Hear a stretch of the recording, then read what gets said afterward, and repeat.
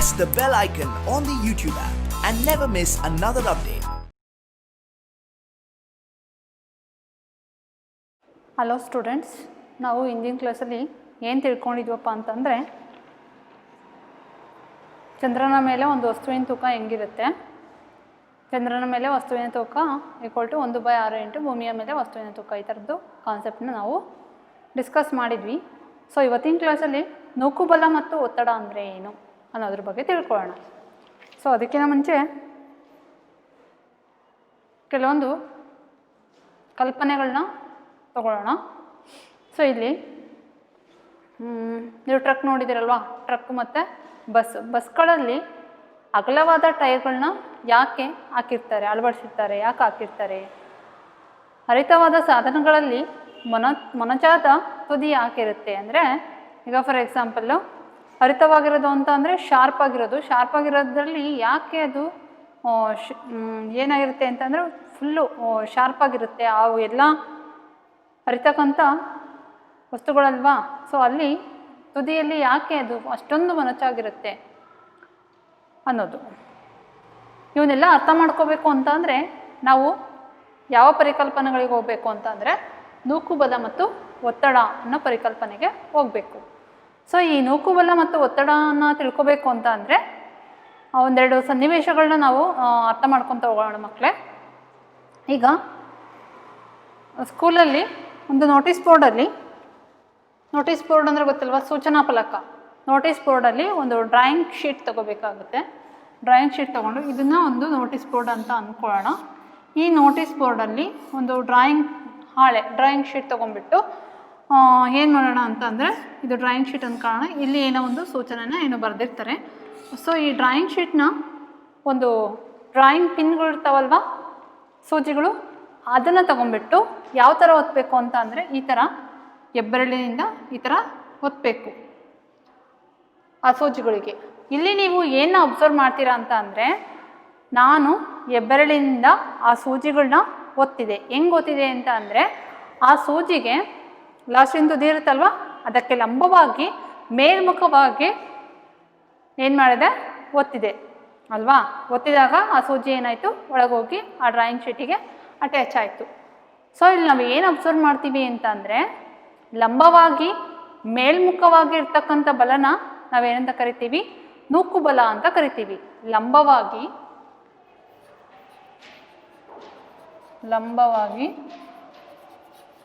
ಮೇಲ್ಮುಖವಾಗಿ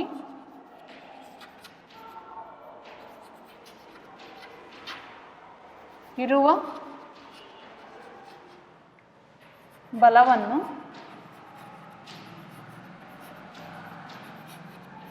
ನೂಕುಬಲ ಅಥವಾ ಮೇಲ್ಮುಖ ಬಲ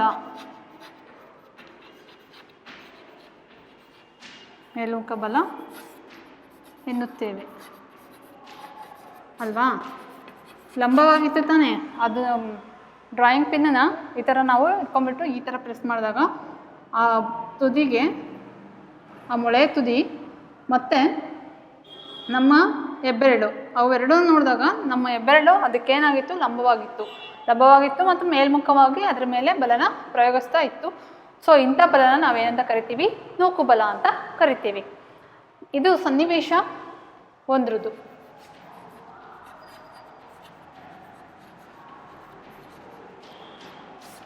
ಸನ್ನಿವೇಶ ಎರಡನ್ನ ಅರ್ಥ ಮಾಡ್ಕೊಳ್ಳೋಣ. ಸನ್ನಿವೇಶ ಎರಡು,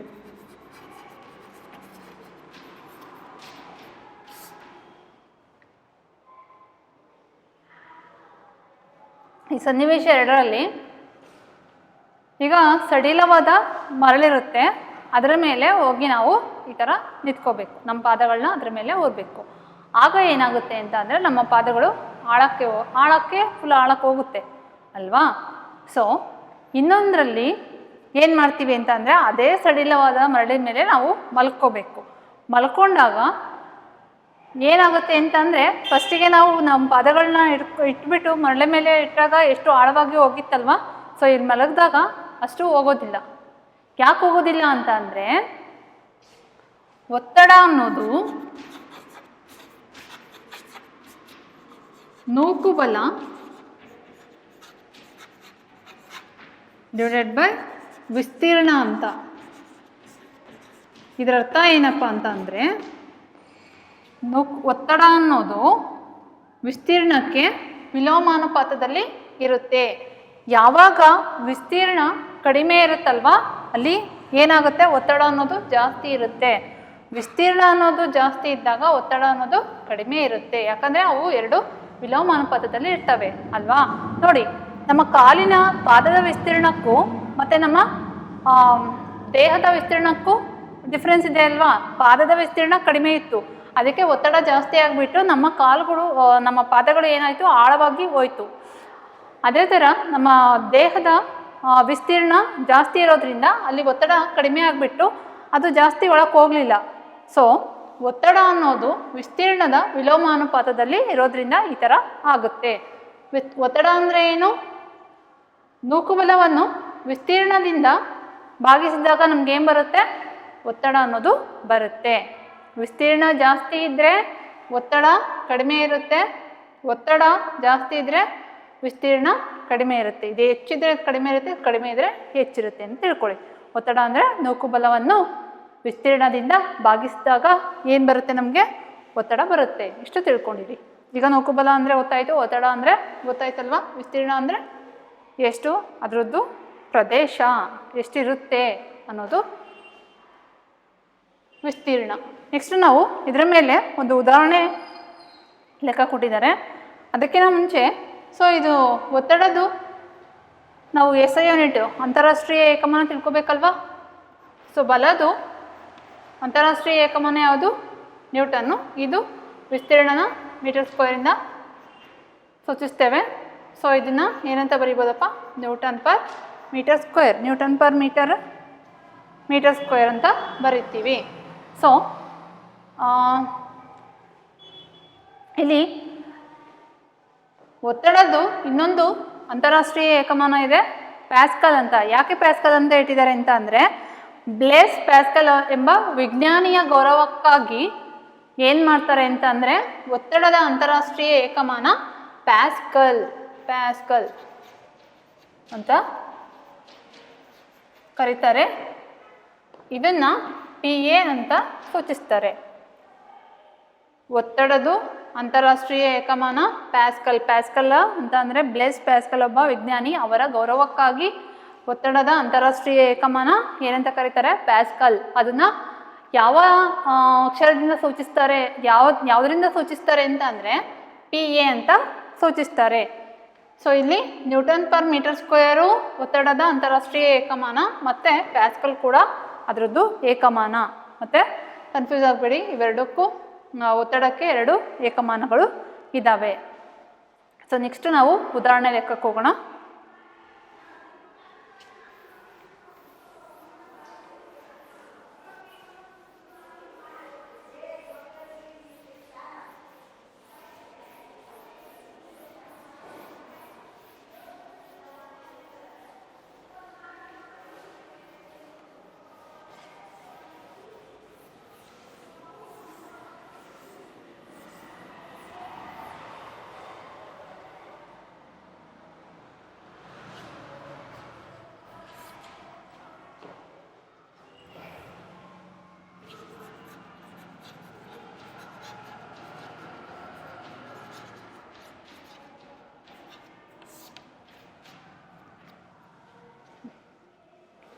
ಒಂದು ಮೇಜಿನ ಮೇಲ್ಮೈ ಮೇಲೆ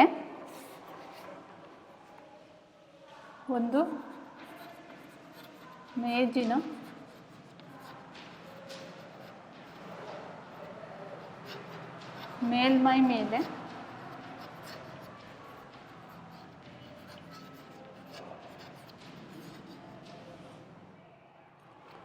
ಮರದ ತುಂಡನ್ನು ಇಡಲಾಗಿದೆ. ಒಂದು ಮರದ ತುಂಡನ್ನು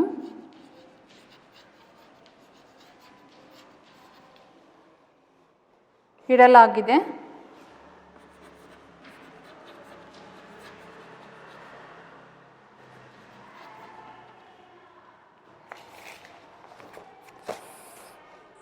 ಈ ಮರದ ತುಂಡಿನ ತೂಕ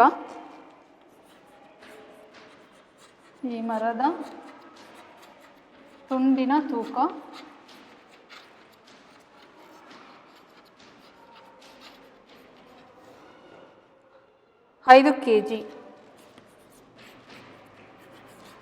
ಮತ್ತು ಅದರ ಆಯಾಮಗಳು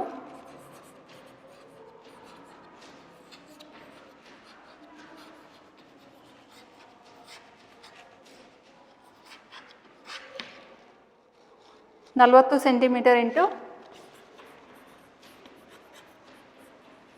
20 ಸೆಂಟಿಮೀಟರ್ ಇಂಟು 10 ಸೆಂಟಿಮೀಟರ್ ಆಗಿದೆ.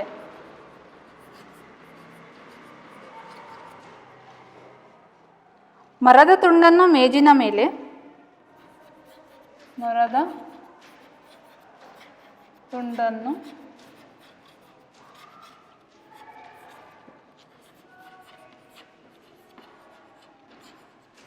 ಮೇಜಿನ ಮೇಲೆ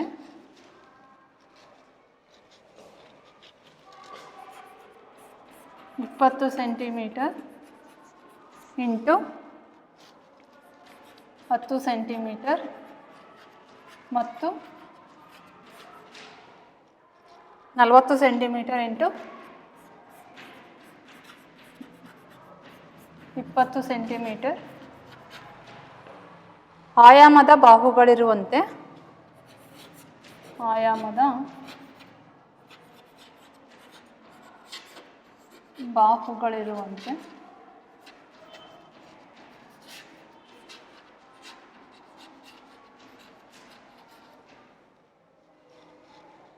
ಇಟ್ಟಾಗ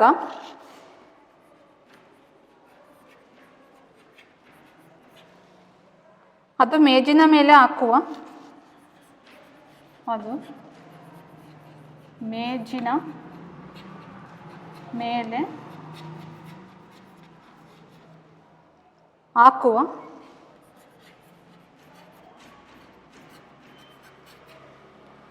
ಒತ್ತಡವನ್ನು ಲೆಕ್ಕಿಸಿ.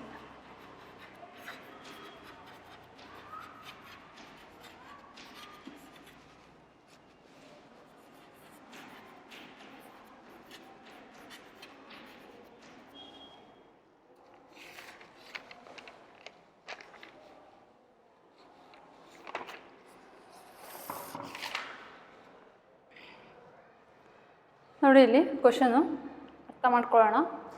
ಒಂದು ಮೇಜಿನ ಮೇಲೆ ಅಂದರೆ ಒಂದು ಟೇಬಲ್ ಮೇಲೆ ಮೇಲ್ಮೈ ಮೇಲೆ ಒಂದು ಮರದ ತುಂಡನ್ನು ಇಟ್ಟಿದ್ದಾರೆ. ಈ ಮರದ ತುಂಡಿನ ತೂಕ ಅಂದರೆ ಕೊಟ್ಟಿದ್ದಾರೆ ಎಷ್ಟು ಅಂತ. ಆ ಮರದ ತುಂಡಿನ ತೂಕ ಎಷ್ಟು? 5 kg ಇದೆ. ಮತ್ತು ಅದರ ಆಯಾಮಗಳು 40 centimetre into 20 centimetre into 10 centimetre, L into B into H ಕೊಟ್ಟಿದ್ದಾರೆ. ಮರದ ತುಂಡನ್ನು ಮೇಜಿನ ಮೇಲೆ, ಆ ಮರದ ತುಂಡನ್ನು ಮೇಜಿನ ಮೇಲೆ ಆ ಟೇಬಲ್ ಮೇಲೆ ಹೆಂಗೆ ಇಟ್ಟಿದ್ದಾರೆ ಅಂತ ಅಂದರೆ 20 ಸೆಂಟಿಮೀಟರ್ ಇಂಟು 10 ಸೆಂಟಿಮೀಟರ್ ಮತ್ತು 40 ಸೆಂಟಿಮೀಟರ್ ಇಂಟು 20 ಸೆಂಟಿಮೀಟರ್ ಆಯಾಮದ ಬಾಹುಗಳಿರುವಂತೆ ಇಟ್ಟಾಗ 20 ಸೆಂಟಿಮೀಟರ್ ಇಂಟು 10 ಸೆಂಟಿಮೀಟರು ಈ ಥರ ಒಂದು ಸರಿ ಇಟ್ಟಿದ್ದಾರೆ. 40 ಸೆಂಟಿಮೀಟರ್ ಇಂಟು 20 ಸೆಂಟಿಮೀಟರಲ್ಲಿ ಈ ಆಯಾಮದಲ್ಲಿ ಬಾಹುಗಳಿರುವಂತೆ ಇಟ್ಟಾಗ ಅದು ಮೇಜಿನ ಮೇಲೆ ಹಾಕುವ ಒತ್ತಡ ಅದು ಯಾವುದು? ಆ ಮರದ ತುಂಡು ಮೇಜಿನ ಮೇಲೆ ಎಷ್ಟು ಒತ್ತಡ ಹಾಕುತ್ತೆ. ಈಗ ನಾವು ಇದನ್ನು ಸಪ್ರೇಟಾಗಿ ಕ್ಯಾಲ್ಕುಲೇಟ್ ಮಾಡ್ಕೋಬೇಕಾಗುತ್ತೆ, ಇದನ್ನು ಸಪ್ರೇಟಾಗಿ ಕ್ಯಾಲ್ಕುಲೇಟ್ ಮಾಡ್ಕೋಬೇಕಾಗತ್ತೆ. ಅದಕ್ಕಿಂತ ಮುಂಚೆ ನಮಗೆ ಏನು ಗೊತ್ತಿರಬೇಕು? ಒತ್ತಡ ಅಂದರೆ ಏನು ಅಂತ ಗೊತ್ತಿರಬೇಕಲ್ವಾ? ಒತ್ತಡ ಈಕ್ವಲ್ ಟು ನೂಕು ಬಲ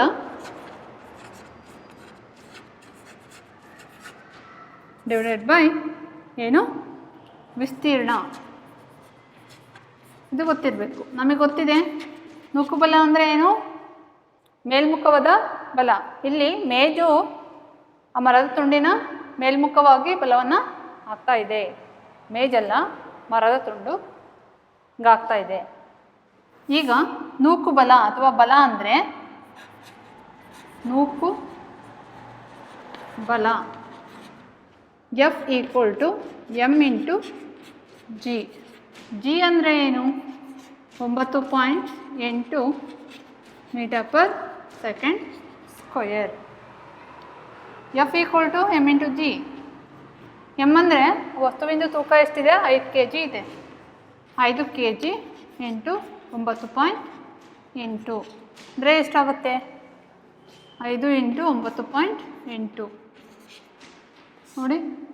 5 8 40, 4 ಕ್ಯಾರಿ ಆಗುತ್ತೆ. 5 ಮೊದಲೇ 45, 49, 49.0 ಅಂದರೆ ಇದೆಷ್ಟಾಯಿತು? 49 kg/m² ಅಂದರೆ 49 ನ್ಯೂಟನ್ ಆಯಿತು. ಎಫ್ ಎಷ್ಟು ಬಂತು? ಇಷ್ಟು ಬಂತು. ನಮಗೆ ವಿಸ್ತೀರ್ಣ ಬೇಕು. ವಿಸ್ತೀರ್ಣ ಅಂದರೆ ಇಲ್ಲೊಂದು ಸರಿ ಕೊಟ್ಟಿದ್ದಾರೆ, ಇಲ್ಲೊಂದು ಸರಿ ಕೊಟ್ಟಿದ್ದಾರೆ. ಅದನ್ನು ಫಸ್ಟ್ ಕ್ಯಾಲ್ಕುಲೇಟ್ ಮಾಡ್ಕೊಳ್ಳೋಣ. ವಿಸ್ತೀರ್ಣ equal to 20 centimetre into 10 centimetre. ಎಷ್ಟಾಗುತ್ತಿದ್ದು? 200 ಸೆಂಟಿಮೀಟರ್ ಸ್ಕ್ವೇರ್. ಇದನ್ನು ಮೀಟರ್ ಸ್ಕ್ವೇರಿಗೆ ಕನ್ವರ್ಟ್ ಮಾಡಿಕೊಂಡ್ರೆ 0.02 ಮೀಟರ್ ಸ್ಕ್ವೇರ್ ಆಗುತ್ತೆ ಅಲ್ವಾ? ನೆಕ್ಸ್ಟು ಇದನ್ನೇನು ಮಾಡೋಣ ಅಂತಂದರೆ, ಒತ್ತಡ ಈಕ್ವಲ್ ಟು ನೂಕು ಬಲ ಡಿವೈಡೆಡ್ ಬೈ ವಿಸ್ತೀರ್ಣ ಅಂತ ಇದೆಯಲ್ವಾ, ಅಲ್ಲಿಗೆ ಈ ವ್ಯಾಲ್ಯೂಸ್ನ ಅಪ್ಲೈ ಮಾಡೋಣ. ಸೊ ಒಂದು ಟೈಮು ನೋಡ್ಕೊಳ್ಳಿ ಇದನ್ನು.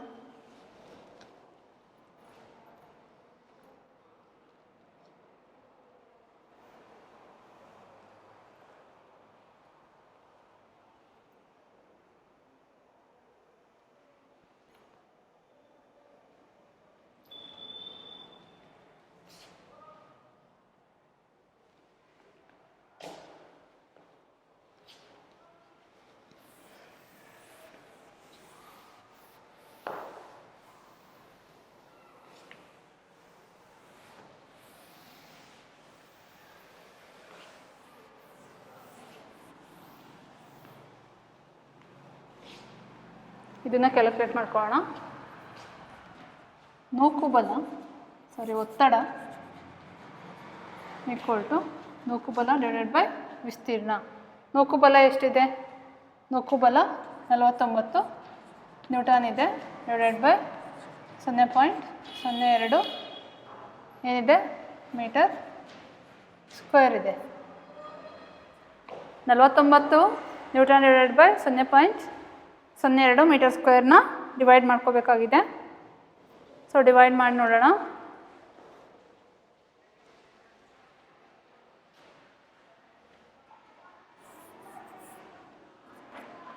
ನಲವತ್ತೊಂಬತ್ತನ್ನ 0.02 ಡಿವೈಡ್ ಮಾಡಿದಾಗ ಏನಂತ ಮಾಡ್ಕೋಬೋದು ಇದನ್ನ ಅಂದರೆ 49 ಇಂಟು ಡಿವೈಡೆಡ್ ಬೈ 2 ಅಂತ ಬರ್ಕೊಂಡ್ವಿ ಅಂತ ಅಂದರೆ ಇಲ್ಲೇನಾಗುತ್ತೆ ಅಂತ ಅಂದರೆ 10 ಮೈನಸ್ 2 ಆಗುತ್ತೆ. ಆವಾಗ 100 ಅಂತ ಬರಿಬೋದು ಇದನ್ನು ಅಲ್ವಾ. ನಾನು ಏನು ಮಾಡಿದೆ ಅಂದರೆ 0.02 ಅಂದರೆ 10 ಮೈನಸ್ 2 ಅಂತ ಬರುತ್ತಲ್ವ, 10 100 ಆಗುತ್ತೆ. ಸೊ 49 ಇಂಟು 100 ಅಂದರೆ 4900 ಡಿವೈಡೆಡ್ ಬೈ 2 ಆಗುತ್ತೆ. 2 ಅಂದರೆ 2, 2 2 4, 2 4 8, ಇನ್ನೊಂದು ಉಳಿತು 2 5 10. ಸೊ ಇಷ್ಟಾಗುತ್ತೆ 2450 ನ್ಯೂಟನ್ ಪರ್ ಮೀಟರ್ ಸ್ಕ್ವೇರ್ ಅಥವಾ ಪ್ಯಾಸ್ಕಲ್ ಅಂತ ಬರಿಬೋದು. ಅಷ್ಟು ಬಂದಿದೆ. So correct. ಇದು 40 ಸೆಂಟಿಮೀಟ್ರ್ ಇಂಟು ಇದು ಯಾವುದಪ್ಪ ಅಂತ ಅಂದರೆ 20 ಸೆಂಟಿಮೀಟ್ರ್ ಇಂಟು 10 ಸೆಂಟಿಮೀಟರ್ ಆಯಾಮ ಇರ್ತಕ್ಕಂಥ ತುಂಡಿಟ್ಟಿರ್ತಾರಲ್ವ, ಅದರದ್ದು ಒತ್ತಡ 2450 ನ್ಯೂಟನ್ ಪರ್ ಮೀಟರ್ ಸ್ಕ್ವೇರ್ ಬಂತು.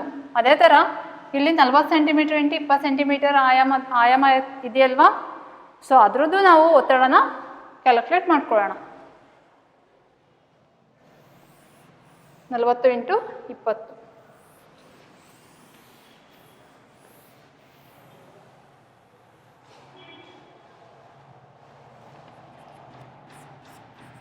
40 centimetre into 20 centimetre. 4 8, 800 centimetre square ಆಗುತ್ತೆ. ಇದನ್ನು ಮೀಟರ್ ಸ್ಕ್ವೇರಿಗೆ ಕನ್ವರ್ಟ್ ಮಾಡ್ಕೊಳ್ಳೋಣ. ಆವಾಗ 0.08 ಮೀಟರ್ ಸ್ಕ್ವೇರ್ ಆಗುತ್ತೆ. ಒತ್ತಡ ಅಂತ ಅಂದರೆ ನೂಕು ಬಲ ಡಿವೈಡೆಡ್ ಬೈ ವಿಸ್ತೀರ್ಣ ಅಲ್ವಾ.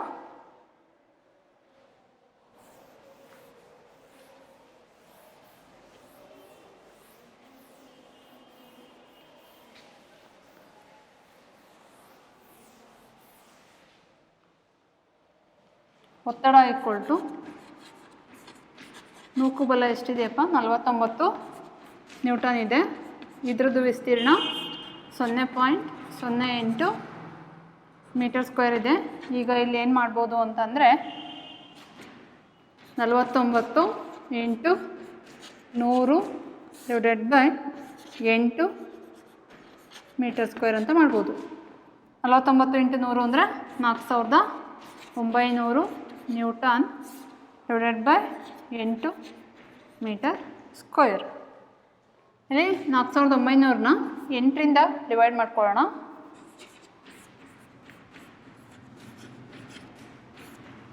8 8 48. ಇಲ್ಲಿ ನೋಡಿ 9ರಲ್ಲಿ 8 ಹೋದರೆ 1 0 0. 8 ಇಲ್ಲೇ 40. ಇಲ್ಲೇನಾಗುತ್ತೆ ಅಂದರೆ 8 × 12 12 ಎಂಟ್ಲೆ 108 ಆಗುತ್ತೆ. ಇಲ್ಲಿ ಅಗೇನ್ 8 1 8 ಮಾಡ್ಕೊಳ್ಳೋಣ. 10ರಲ್ಲಿ 8 ಹೋದರೆ 2. ಅಗೇನ್ 8 1 8 8 2 16 8 3 8 2 16 ಆಯಿತು. 20ರಲ್ಲಿ 16 ಹೋದರೆ 4 ಪಾಯಿಂಟ್ ತಗೊಳ್ಳೋಣ.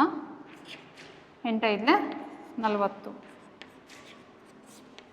ಈಗ ಎಷ್ಟು ಬಂತಿದ್ರದ್ದು answer value 612.5 newton per metre square ಇಷ್ಟು ಬಂತು. ಸೊ ಇಲ್ಲಿ ನಾವು ಏನು ಅಬ್ಸರ್ವ್ ಮಾಡ್ಬೋದಪ್ಪ ಅಂತಂದರೆ ಯಾವುದರಲ್ಲಿ ಒತ್ತಡ ಜಾಸ್ತಿ ಇದೆ.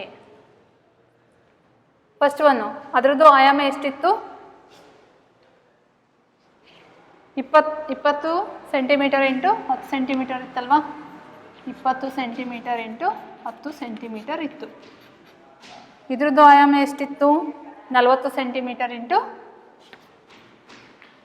40 ಸೆಂಟಿಮೀಟರ್ ಇಂಟು 20 ಸೆಂಟಿಮೀಟರ್ ಇತ್ತು. ಇದರಲ್ಲಿ ಯಾವುದು ಜಾಸ್ತಿ ಬಂತು ವಿಸ್ತೀರ್ಣದಲ್ಲಿ ಎರಡನೇದು ಜಾಸ್ತಿ ಬಂತು. ಅದಕ್ಕೆ ಅದರದ್ದು ಒತ್ತಡ ಏನಾಯಿತು ಕಡಿಮೆ ಬಂತು. ಇಲ್ಲಿ ಏನಾಯ್ತಪ್ಪ ಅಂತ ಅಂದರೆ ಒತ್ತಡ ಜಾಸ್ತಿ ಬಂತು. ಯಾಕೆ ಅಂತ ಅಂದರೆ ಅದರ ವಿಸ್ತೀರ್ಣ ಕಡಿಮೆ ಇತ್ತಲ್ವ ಅದಕ್ಕೆ. ಈ ಥರ ವಿಸ್ತೀರ್ಣ ಜಾಸ್ತಿ ಆದಾಗ ಒತ್ತಡ ಕಡಿಮೆ ಆಗುತ್ತೆ, ಒತ್ತಡ ಜಾಸ್ತಿ ಇದ್ದಾಗ ವಿಸ್ತೀರ್ಣ ಕಡಿಮೆ ಇರುತ್ತೆ. ಅವು ಎರಡು ಯಾವಾಗಲೂ ವಿಲೋಮಾನುಪಾತದಲ್ಲಿ ಇರ್ತವೆ. ಸೊ ಅದಕ್ಕೋಸ್ಕರ ಇದಿಷ್ಟು ಪ್ರಾಬ್ಲಮ್ಮು. ಸೊ ಒನ್ ಟೈಮ್ ನೋಡ್ಕೊಳ್ಳಿ.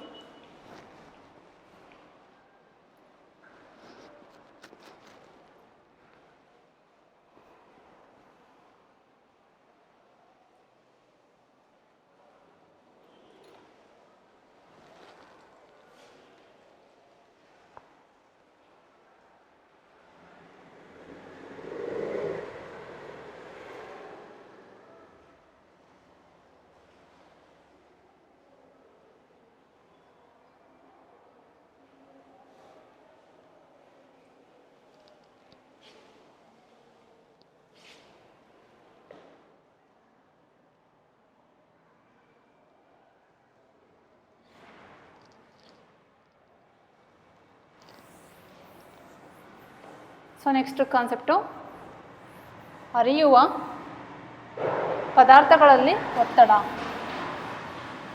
ಹರಿಯುವ ಪದಾರ್ಥಗಳಲ್ಲಿ ಒತ್ತಡ.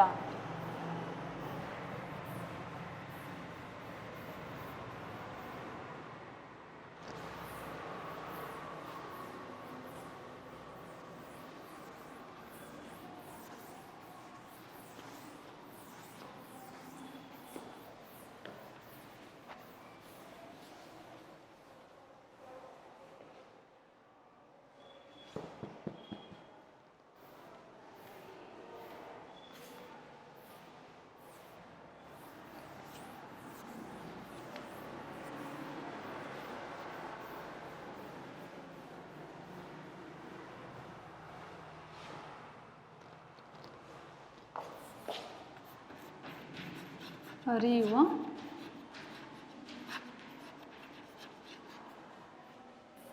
ಪದಾರ್ಥಗಳಲ್ಲಿ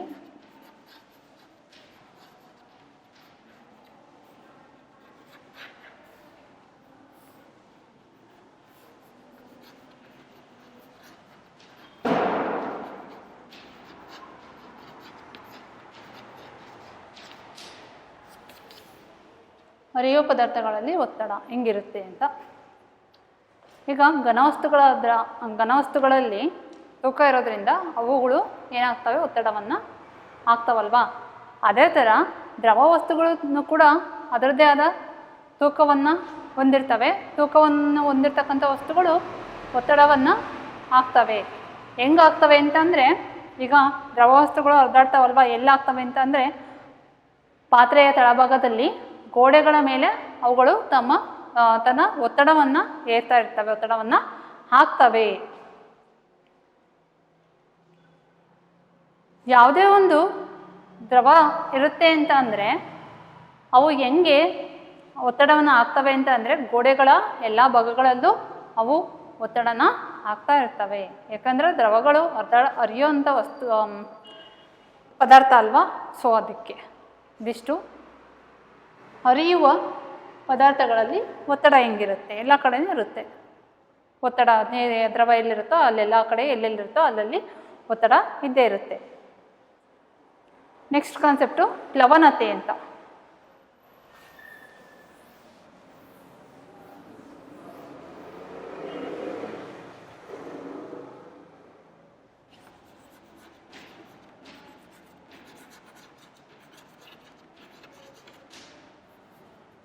ಇದನ್ನು ಬಯೋನ್ಸಿ ಅಂತ ಕರೀತಾರೆ.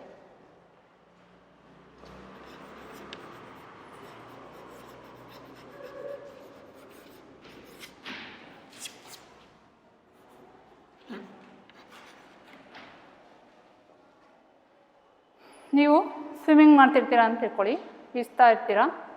ಈಜುವಾಗ ನಿಮಗೆ ಯಾವಾಗಲೂ ಅಗ್ರವಾಗಿ ಇದ್ದೀರಾ ಅನ್ನೋದು ನಿಮಗೆ ಅನುಭವಕ್ಕೆ ಬಂದಿರುತ್ತೆ. ಆಮೇಲೆ ಹಡಗುಗಳಿರ್ತಾವಲ್ವ, ಹಡಗು ಕಬ್ಬಿಣ ಮತ್ತು ಉಕ್ಕಿನಿಂದ ಮಾಡಲ್ಪಟ್ಟಿರ್ತವೆ. ಅವು ನೀರಿನ ಮೇಲೆ, ಸಮುದ್ರದ ಮೇಲೆ ಏನಾಗ್ತಾ ಇರ್ತವೆ, ತೇಲ್ತಾ ಇರ್ತವೆ ಅಲ್ವಾ. ಅದೇ ಉಕ್ಕು ಮತ್ತು ಕಬ್ಬಿಣದಿಂದ ಅದೇ ಪ್ರಮಾಣದ, ಅದು ಹಡಗಲ್ಲ, ಅದೇ ಪ್ರಮಾಣ ಇರಬೇಕು. ಹಡಗಿನ ಪ್ರಮಾಣ ಎಷ್ಟಿರುತ್ತೋ ಅಷ್ಟೇ ಪ್ರಮಾಣದ ಕಬ್ಬಿಣ ಮತ್ತು ಉಕ್ಕು ತಗೊಂಡು ನಾವು ನೀರಿನ ಮೇಲೆ ಹಾಕಿದ್ವಿ ಅಂತಂದರೆ ಅದು ಮುಳುಗುತ್ತೆ ಅಲ್ವಾ. ಈಗ ಯಾಕಾಗುತ್ತೆ? ಯಾಕೆ ವಸ್ತುಗಳು ನೀರಿನ ಮೇಲೆ ತೇಲ್ತವೆ ಅಥವಾ ಮುಳುಗ್ತವೆ? ಇದನ್ನು ನಾವು ಲವಣತೆ ಅನ್ನೋ ಒಂದು ಪರಿಕಲ್ಪನೆ ಇಟ್ಕೊಂಡು ತಿಳ್ಕೊಬೇಕಾಗಿದೆ. ಸೊ ಇಲ್ಲಿ ಫಸ್ಟು ಇದನ್ನು ತಿಳ್ಕೊಬೇಕು ಅಂದರೆ ಒಂದು ಚಟುವಟಿಕೆನ ಮಾಡೋಣ. ಏನು ಚಟುವಟಿಕೆಪ್ಪ ಅದು ಅಂತ ಅಂದರೆ,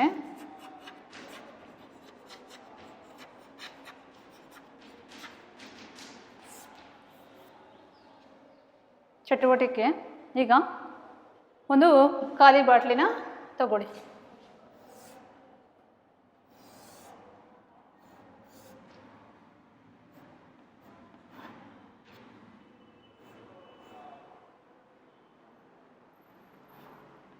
ಇದೊಂದು ಬಾಟ್ಲು, ಖಾಲಿ ಬಾಟ್ಲು, ಪ್ಲಾಸ್ಟಿಕ್ ಬಾಟ್ಲಾಗಿರ್ಬೇಕು. ಪ್ಲಾಸ್ಟಿಕ್ ಬಾಟ್ಲು ಖಾಲಿದಾಗಿರಬೇಕು. ಸೊ ಇಲ್ಲಿ ಇದರದ್ದು ಬಾಯಿ ಇರುತ್ತಲ್ವ, ಒಂದು ಇದರಿಂದ ರಬ್ಬರ್ ಕಾರ್ಕಿಂದ ಈ ಥರ ನೀಟಾಗಿ ಫಿಟ್ಟಾಗೆ ಏನು ಮಾಡಬೇಕಾಗುತ್ತೆ, ಮುಚ್ಚಬೇಕಾಗುತ್ತೆ. ಈ ಬಾಟಲ್ನ ಇಲ್ಲೊಂದು ನೀರು ಇದರದೊಂದು ಪಾತ್ರೆ ಇದೆ ಅಥವಾ ಅಗಲವಾದ ಒಂದು ವಸ್ತು ಇದೆ, ಅದರೊಳಗೆ ಏನಿದೆ, ನೀರಿದೆ ಅಂತ ಅಂದ್ಕೊಳ್ಳೋಣ. ನೀರಿರಲೇಬೇಕು, ನೀರಿಲ್ಲ ಅಂದರೆ ಇಲ್ಲಿ ಚಟುವಟಿಕೆ ಆಗಲ್ಲ. ಸೊ ನೀರಿದೆ. ಈ ಬಾಟ್ಲನ್ನ ಏನು ಮಾಡ್ತೀನಿ ಅಂತ ಅಂದರೆ, ಈ ಬಾಟ್ಲನ್ನ ಈ ನೀರೊಳಕ್ಕೆ ಹಾಕ್ತೀನಿ. ಆವಾಗ ನೀವೇನು ಗಮನಿಸ್ತೀರಿ ಅಂತ ಅಂದರೆ, ಆ ಪ್ಲಾಸ್ಟಿಕ್ ಬಾಟ್ಲ್ ಇರುತ್ತಲ್ವ, ಆ ಪ್ಲಾಸ್ಟಿಕ್ ಬಾಟ್ಲು ಆ ನೀರಿನ ಮೇಲೆ ತೇಲ್ತಾ ಇರುತ್ತೆ. ನಾನೇನು ಮಾಡ್ತೀನಿ ಅಂತ ಅಂದರೆ, ಈ ಬಾಟಲ್ನ ಈ ನೀರಿನೊಳಗೆ ಸ್ವಲ್ಪ ತಳ್ತೀನಿ. ತಳ್ಳಿದಾಗ ಅದೇನಾಗುತ್ತೆ ಅಂತ ಅಂದರೆ, ಜಸ್ಟ್ ಒಳಗೆ ಹೋಗುತ್ತೆ. ಒಳಗೆ ಹೋಗುವಾಗ ತುಂಬ ಕಷ್ಟಪಟ್ಟು ಹೋಗ್ತಾ ಇರುತ್ತೆ. ಯಾಕೆ ಹಿಂಗಾಗುತ್ತೆ? ಅದೇ ಥರ ಮತ್ತೆ ನಾನು ಆ ಬಾಟಲ್ ತೊಗೊತೀನಿ, ಆ ಬಾಟಲ್ನ ಫುಲ್ಲು ಇಲ್ಲಿವರೆಗೂ ತಳ್ತೀನಿ, ಅಂದರೆ ಅದರೊಳಗೆ ಹಾಕ್ತೀನಿ. ಆಗ ಆ ಬಾಟಲ್ಲು, ಈ ಬಾಟಲ್ ಇದೆ ಅಲ್ವಾ, ಪ್ಲಾಸ್ಟಿಕ್ ಬಾಟಲು ತುಂಬಾ ಪ್ರೆಷರಿಂದ ಒತ್ತಡದಿಂದ ಈ ನೀರಿನೊಳಗೆ ಹೋಗ್ತಾ ಇರುತ್ತೆ.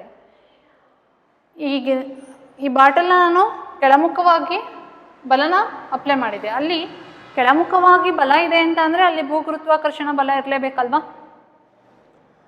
ಭೂಗುರುತ್ವಾಕರ್ಷಣ ಬಲ ಇದೆ ಅಂತ ಅಂದರೆ ಆ ಪ್ಲಾಸ್ಟಿಕ್ ಬಾಟಲು ಆ ನೀರಿನಲ್ಲಿ ಮುಳುಗಬೇಕಾಗಿತ್ತು. ಯಾಕೆ ಮುಳುಗಲಿಲ್ಲ? ಯಾಕೆ ಮುಳುಗಲಿಲ್ಲ ಅಂತಂದರೆ ಆ ಬಾಟಲ್ಗೆ ಮೇಲ್ಮುಖವಾಗಿ ವರ್ತಿಸ್ತಕ್ಕಂಥ ಇನ್ನೊಂದು ಬಲ ಇದೆ. ಆ ಬಲದ ಕಾರಣ ಆ ಪ್ಲಾಸ್ಟಿಕ್ ಬಾಟಲು ಏನು ಮಾಡುತ್ತೆ ಅಂದರೆ ನೀರಿನ ಮೇಲೆ ತೇಲ್ತಾ ಇರುತ್ತೆ. ಇಲ್ಲಿ ಪ್ಲಾಸ್ಟಿಕ್ ಬಾಟಲ್ನ ಬಲ ಇರುತ್ತಲ್ವಾ, ಕೆಳಮುಖವಾಗಿ ಅದು ಹೋಗ್ತಕ್ಕಂಥ ಬಲ ಮೇಲ್ಮುಖ ಬಲಕ್ಕಿಂತ ಕಡಿಮೆ ಇರುತ್ತೆ. ಕಡಿಮೆ ಇದ್ದ ಕಾರಣ ಅದೇನಾಗುತ್ತೆ, ತೇಲುತ್ತೆ. ಮತ್ತು ನಾವು ಆ ಬಾಟಲ್ನ ಎಷ್ಟೇ ಒಳಕ್ಕೆ ಹೋಗ್ಸೋದಕ್ಕೆ ಪ್ರಯತ್ನ ಪಟ್ಟರೂ ಕೂಡ ಅದು ಹೋಗೋದಿಲ್ಲ. ಯಾಕೆ ಅಂದರೆ ಮೇಲ್ಮುಖವಾಗಿ ಒಂದು ಬಲ ಇರುತ್ತೆ. ಆ ಬಲ ಆ ಪ್ಲಾಸ್ಟಿಕ್ ಬಾಟಲ್ ಮೇಲೆ ವರ್ತಿಸ್ತಾ ಇರುತ್ತೆ. ಸೊ ಆ ಬಲ ವರ್ತಿಸ್ತಾ ಇರುತ್ತಲ್ವ, ಸೊ ಅದಕ್ಕೆ ಅದು ಆ ಬಾಟಲ್ ಏನು ಮಾಡೋದಿಲ್ಲ, ಅದರಲ್ಲಿ ತೇlte ಮುಳುಗೋದಿಲ್ಲ. ಓಕೆನಾ? ನೆಕ್ಸ್ಟು ಇಲ್ಲಿ ಆ ಬಾಟಲ್ಲು ಮುಳುಗಬೇಕು ಅಂತ ಅಂದರೆ ಏನಾಗಬೇಕು, ಆ ಮೇಲ್ಮುಖವಾದ ಬಲ ಆ ಪ್ಲಾಸ್ಟಿಕ್ ಬಾಟಲಲ್ಲಿ ಇರ್ತಕ್ಕಂಥ ಬಲ ಎರಡು ಸಮದೂಗಬೇಕು, ಸರಿದೂಗಿಸ್ಬೇಕು, ಸರಿ ಹೊಂದಿದಾಗ ಮಾತ್ರ ಅದೇನಾಗುತ್ತೆ, ಆ ಬಾಟಲು ಆ ನೀರೊಳಗೆ ಹೋಗಿ ಏನಾಗುತ್ತೆ, ಮುಳುಗುತ್ತೆ. ಸೊ ಇಲ್ಲಿ ಮೇಲ್ಮುಖವಾಗಿ ವರ್ತಿಸುತ್ತಲ್ವ, ಆ ಮೇಲ್ಮುಖ ಬಲನ ಏನಂತ ಕರೀತಾರೆ, ಲವನತ ಬಲ ಅಂತ ಕರೀತಾರೆ. ಲವನತ ಬಲ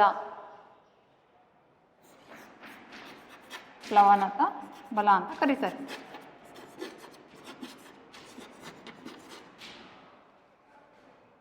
ಆ ಪ್ಲವನತ ಬಲ ಮತ್ತು ಪ್ಲಾಸ್ಟಿಕ್ ಬಾಟಲ್ ಬಲ ಸಮದೋಗಬೇಕು ಅಂತ ಅಂದರೆ ಅವೆರಡು ಬಲಗಳು ಸಮ ಆಗಿರಬೇಕು, ಸರಿ ಹೊಂದಿರಬೇಕು. ಆವಾಗ ಮಾತ್ರ ಆ ಪ್ಲಾಸ್ಟಿಕ್ ಬಾಟಲ್ ಅನ್ನೋದು ನೀರಿನಲ್ಲಿ ಮುಳುಗುತ್ತೆ ಅಂತ ಅರ್ಥ. ಇದನ್ನು ಲವನತ ಬಲನ ಮೇಲ್ಮುಖ ನೂಕು ಬಲ ಅಥವಾ ಲವನತ ಬಲ ಅಂತಲೂ ಕರೀತಾರೆ. ಯಾಕಂದರೆ ಮೇಲ್ಮುಖವಾಗಿ ಆ ವಸ್ತುಗಳ ಮೇಲೆ ವರ್ತಿಸ್ತಾ ಇರುತ್ತಲ್ವ, ಅದಕ್ಕೆ ಇದು ಲವನತ ಬಲ ಅಂದರೆ. ನೆಕ್ಸ್ಟು ನೀರಿನಲ್ಲಿ ಮೇಲ್ಮೈ ಮೇಲೆ ವಸ್ತುಗಳನ್ನು ಇಟ್ಟಾಗ ಅವು ತೇಲುವುದೇಕೆ ಅಥವಾ ಮುಳುಗುವುದೇಕೆ ಅನ್ನೋದನ್ನ ಕಲ್ತ್ಕೊಳ್ಳೋಣ.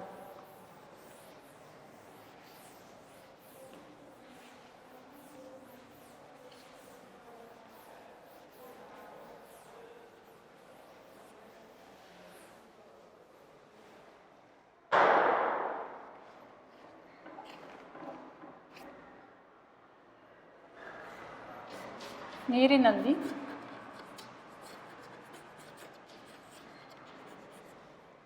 ಮೇಲ್ಮೈ ಮೇಲೆ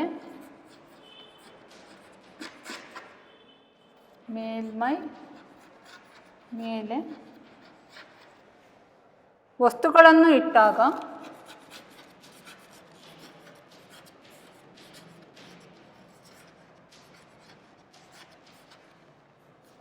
ತೇಲುವುದೇಕೆ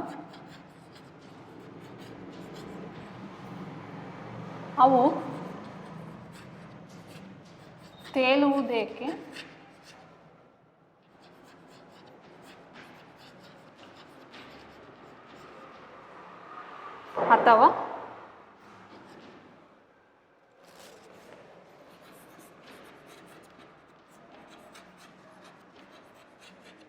ಮುಳುಗುವುದೇಕೆ?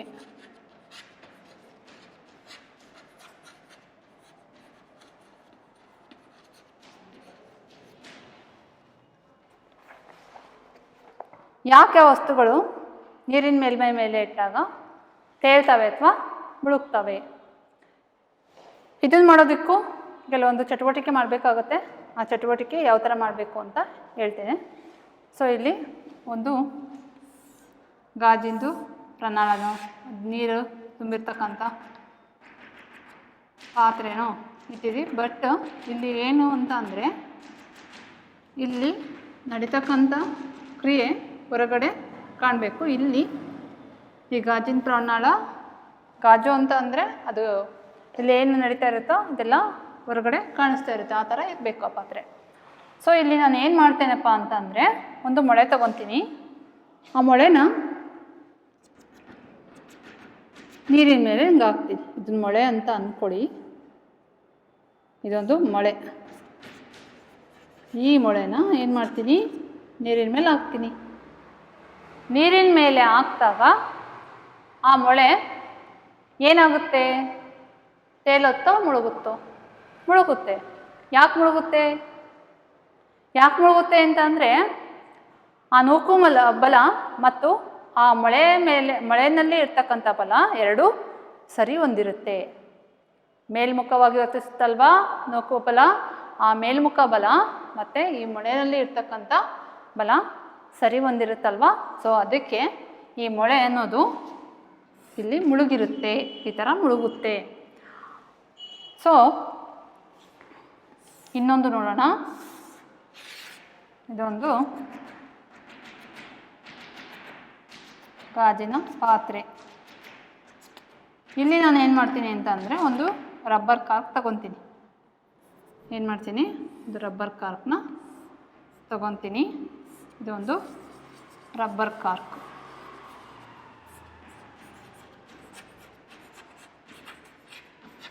Rubber cork.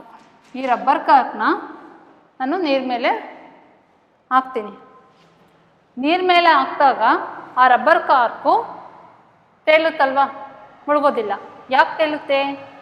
ಯಾಕೆ ಅಂತ ಅಂದರೆ, ಇಲ್ಲಿ ಆ ರಬ್ಬರ್ ಕಾರ್ಕ್ ಮೇಲೆ ಮೇಲ್ಮುಖವಾಗಿ ಒಂದು ಬಲ ಇರುತ್ತೆ, ನೂಕು ಬಲ ಇರುತ್ತೆ. ಆ ನೂಕು ಬಲ ಅನ್ನೋದು ರಬ್ಬರ್ ಕಾರ್ಕಿಗಿನ ಏನಾಗಿರುತ್ತೆ, ಜಾಸ್ತಿ ಇರುತ್ತೆ. ಸೊ ಜಾಸ್ತಿ ಇರೋ ಕಾರಣ, ಹೆಚ್ಚಾಗಿರೋ ಕಾರಣ ಏನಾಗಿರುತ್ತೆ, ಆ ರಬ್ಬರ್ ಕಾರ್ಕು ಆ ನೀರಿನ ಮೇಲೆ ತೇಲುತ್ತೆ. ಇಲ್ಲಿ ಹಗುರವಾದ ಎಲ್ಲ ವಸ್ತುಗಳು ಕೂಡ ನೀರಿನ ಮೇಲೆ ತೇಲ್ತವೆ.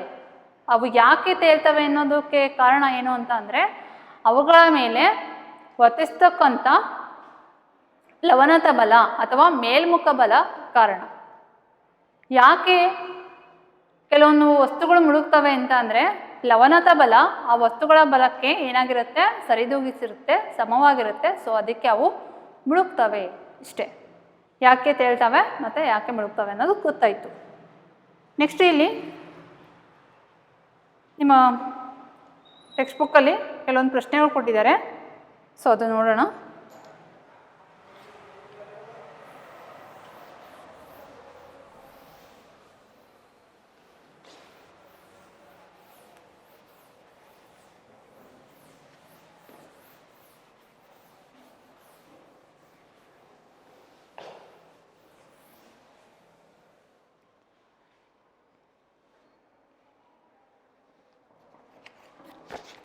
ಒಂದು ತೆಳುವಾದ ಮತ್ತು ಬಲಿಷ್ಠವಾದ ದಾರದಿಂದ ಮಾಡಲ್ಪಟ್ಟ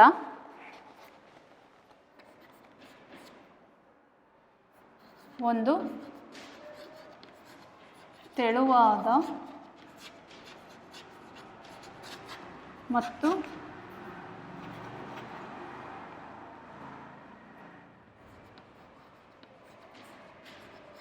ಬಲಿಷ್ಠವಾದ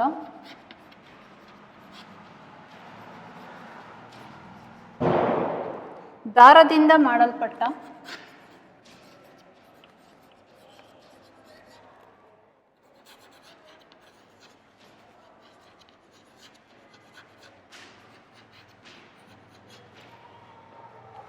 ಒಂದು ಶಾಲಾ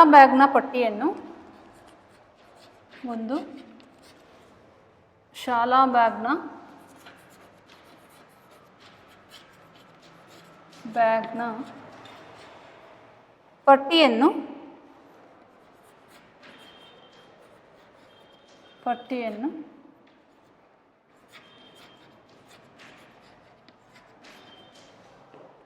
ಹಿಡಿದುಕೊಳ್ಳುವುದು ಕಷ್ಟಕರ ಏಕೆ? ಹಿಡಿದುಕೊಳ್ಳುವುದು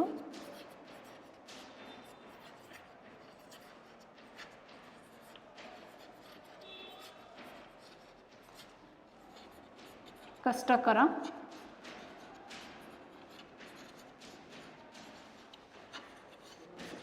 ಏಕೆ.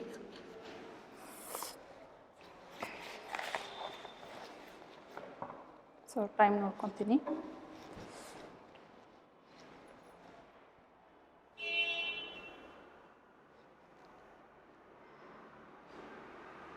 ನೋಡಿ ಇಲ್ಲಿ ಕ್ವಶನ್ ಏನಂದರೆ, ಒಂದು ತೆಳುವಾದ ಮತ್ತು ಬಲಿಷ್ಠವಾದ ದಾರದಿಂದ ಮಾಡಲ್ಪಟ್ಟ ಒಂದು ಶಾಲಾ ಬ್ಯಾಗ್ನ ಪಟ್ಟಿಯನ್ನು ಹಿಡಿದುಕೊಳ್ಳುವುದು ಕಷ್ಟಕರ ಏಕೆ. ಒಂದು ಶಾಲಾ ಬ್ಯಾಗ್ನ ಒಂದು ತೆಳುವಾದ ಮತ್ತು ಬಲಿಷ್ಠವಾದ ದಾರದಿಂದ ಮಾಡಿರ್ತಾರೆ.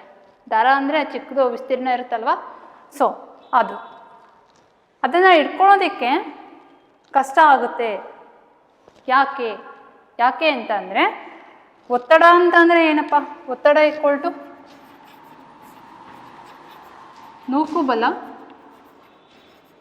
ನೂಕುಬಲನ ವಿಸ್ತೀರ್ಣದಿಂದ ಏನು ಮಾಡ್ತಾರೆ, ಭಾಗಿಸ್ತಾರೆ. ಸೊ ಇಲ್ಲಿ ವಿಸ್ತೀರ್ಣ ಜಾಸ್ತಿ ಆದರೆ ಒತ್ತಡ ಕಡಿಮೆ ಆಗುತ್ತೆ. ವಿಸ್ತೀರ್ಣ ಕಡಿಮೆ ಆಯಿತು ಅಂದರೆ ಒತ್ತಡ ಏನಾಗುತ್ತೆ, ಜಾಸ್ತಿ ಆಗುತ್ತೆ. ಇಲ್ಲಿ ಕೊಟ್ಟಿರೋ ಕ್ವಶನ್ ಪ್ರಕಾರ ದಾರ ಬಲಿಷ್ಠವಾಗಿದೆ ಮತ್ತು ತೆಳುವಾಗಿದೆ. ಅಲ್ಲಿ ಇರ್ತಕ್ಕಂಥ ಆ ದಾರದ ವಿಸ್ತೀರ್ಣ ಕಡಿಮೆ ಆಯಿತು ಅಂದರೆ ಅಲ್ಲಿ ಬರ್ತಕ್ಕಂಥ ಒತ್ತಡ ಏನಾಗುತ್ತೆ, ಜಾಸ್ತಿ ಆಗುತ್ತೆ. ಒತ್ತಡ ಜಾಸ್ತಿ ಆದಾಗ ಅದನ್ನು ಇಟ್ಕೊಳೋಕೆ ಕಷ್ಟ ಆಗುತ್ತೆ. ಸೊ ಈ ಕಾರಣದಿಂದ ಆ ಶಾಲಾ ಬ್ಯಾಗ್ನ ಇಟ್ಕೊಳೋದಕ್ಕೆ ಕಷ್ಟ ಆಗುತ್ತೆ. ನೆಕ್ಸ್ಟು ಎರಡನೇದು, ಪ್ಲವನತೆ ಎಂದರೇನು. ಪ್ಲವನತೆ ಎಂದರೇನು? ವಸ್ತುಗಳ ಮೇಲೆ ಮೇಲ್ಮುಖವಾಗಿ ವರ್ತಿಸತಕ್ಕಂಥ ಬಲನ ಏನಂತ ಕರೀತಾರೆ, ಪ್ಲವನತೆ ಅಂತ ಕರೀತಾರೆ. ನೀರಿರಬೇಕು, ಸೊ ಅವಾಗ ಅದನ್ನ ಪ್ಲವನತೆ ಅಂತ ಕರೀತಾರೆ. ನೆಕ್ಸ್ಟು, ನೀರಿನ ಮೇಲಿಟ್ಟ ವಸ್ತುವೊಂದು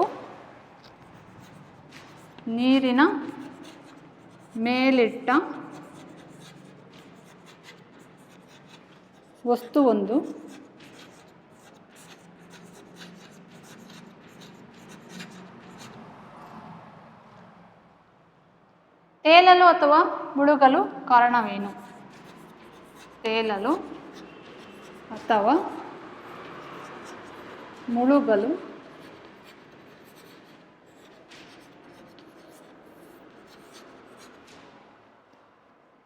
ಕಾರಣವೇನು.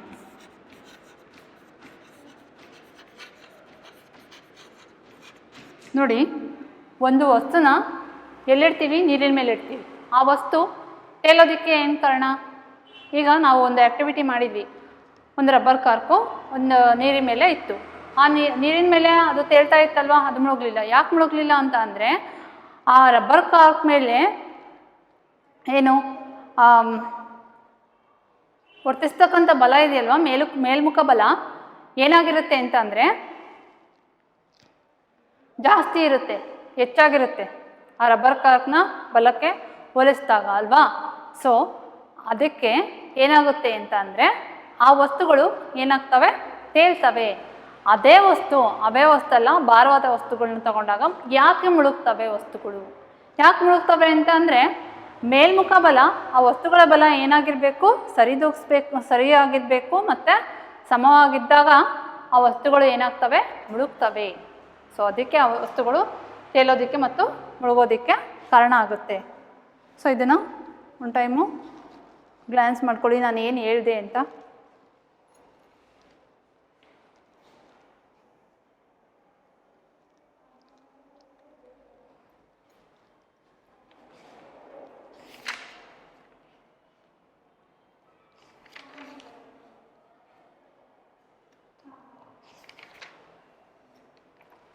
ಓಕೆ ಮಕ್ಕಳೇ, ಸೊ ಇವತ್ತಿನ ಕ್ಲಾಸಿಗೆ ಇಷ್ಟು ಸಾಕು.